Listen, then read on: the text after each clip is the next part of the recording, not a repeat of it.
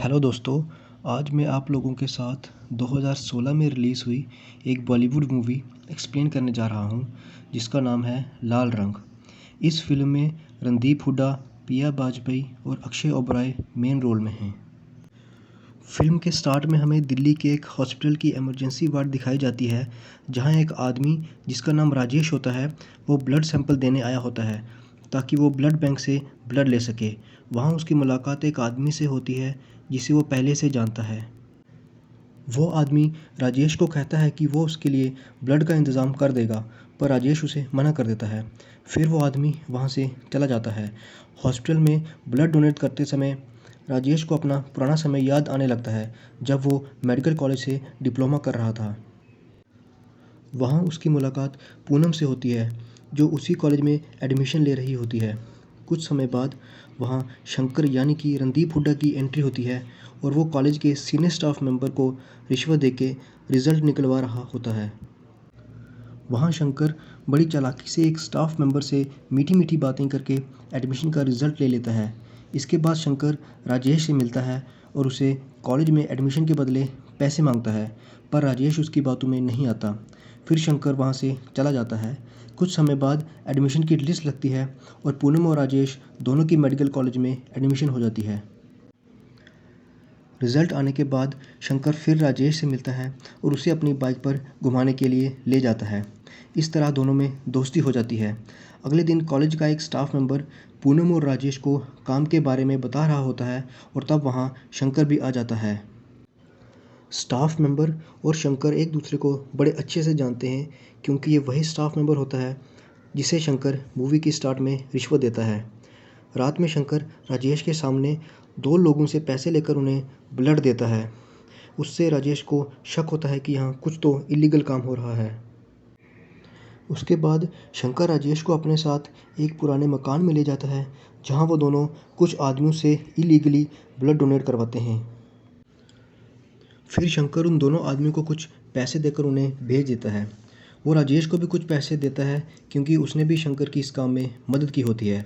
इसके बाद पूनम और राजेश में भी दोस्ती बनने लगती है और वो काफ़ी टाइम साथ में बिताने लगते हैं। एक दिन राजेश शंकर के घर जाता है, जहाँ उसे पता चलता है कि शंकर ब्लड रैकेट चला रहा है। वो दिल्ली जैसे शहरों से ब्लड लाता है और उसे ऊंची कीमतों में बेचता है। साथ ही वो पुराने ब्लड पर भी नई डेट डालकर उसे बेच देता है। इस काम में उसके साथ बहुत से लोग जुड़े हुए हैं। वो राजेश को भी अपने साथ ज्वाइन करने के लिए बोलता है और राजेश पैसों के लालच में मान जाता है, क्योंकि उसे पैसों की ज़रूरत होती है।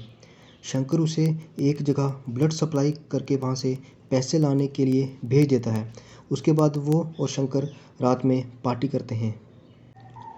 अगले दिन सुबह शंकर से मिलने के लिए एक लड़की आती है, जो शंकर की पुरानी गर्लफ्रेंड होती है, पर वो और शंकर अब अलग हो गए होते हैं। उसे देखकर शंकर चौंक जाता है।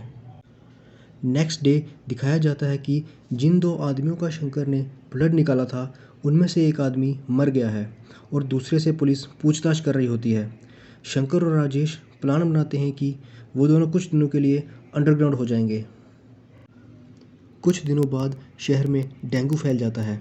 तब शंकर राजेश को बताता है कि डेंगू में ब्लड की डिमांड बहुत बढ़ जाती है और वो दोनों ब्लड इकट्ठा करने लगते हैं। इसी बीच शंकर का एक आदमी भी पुलिस से पकड़ा जाता है।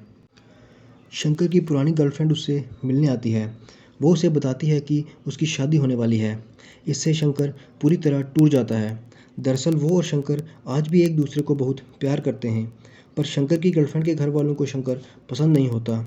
उन्हें लगता है कि शंकर एक चोर है और इलीगल काम करता है। कुछ समय बाद राजेश शंकर के पास आता है। शंकर ने उसे ब्लड सप्लाई करने के लिए भेजा होता है, इसलिए वो राजेश को कुछ पैसे भी देता है, पर राजेश उससे और पैसे मांगता है। इससे शंकर को उस पर गुस्सा आ जाता है और वो अपने सारे पैसे वहाँ फेंक कर चला जाता है। राजेश अब पैसों का लालची बन गया है। अब वो अपना अलग से ब्लड रैकेट चलाने लगता है और ज़बरदस्ती लोगों से ब्लड डोनेट करवाता है। एक दिन उसे पता चलता है कि जो ब्लड उसने बेचा था वो इन्फेक्टेड है और उससे एक आदमी की मौत हो गई है और अब पुलिस इसकी इन्वेस्टिगेशन कर रही है। शंकर के जिस आदमी को पुलिस ने पकड़ा होता है वो राजेश का नाम ले लेता है। पुलिस पूछताछ के लिए राजेश और उसके पिता को पुलिस स्टेशन बुलाती है। राजेश बुरी तरह डर जाता है। पुलिस स्टेशन से वो सीधा शंकर के पास जाता है और उससे माफ़ी मांगता है। वो शंकर को कहता है कि उसे बचा ले। उसकी पूनम से शादी होने वाली होती है और अगर पूनम के घर वालों को ये पता लगेगा कि ब्लड रैकेट में राजेश का हाथ है तो उसकी शादी पूनम से टूट जाएगी। शंकर उसे अपने साथ बाइक पे घुमाने के लिए ले जाता है और उसे ये एहसास करवाता है कि उसने जो किया वो गलत था। फिर शंकर राजेश को उसके घर उतार कर वहाँ से चला जाता है। अगले दिन ये खबर आती है कि शंकर ने खुद को गिरफ्तार करवा लिया है और सारे अंजाम अपने ऊपर ले लिए हैं। इससे राजेश को बड़ा दुख होता है और वो बहुत शर्मिंदा भी होता है। मूवी में आगे दिखाया जाता है कि अब शंकर की सज़ा पूरी हो गई है और वो राजेश से मिलने जाता है। राजेश ने अब पूनम से शादी कर ली है और उनका एक बेटा भी है जिसका नाम उन्होंने शंकर रखा है। शंकर राजेश को कहता है कि उसने अब एक एनजीओ खोला है जहां वो अब फ्री में ब्लड देता है। इसी के साथ मूवी एंड होती है। तो आपको ये एक्सप्लेनेशन कैसी लगी हमें कमेंट बॉक्स में ज़रूर बताएं।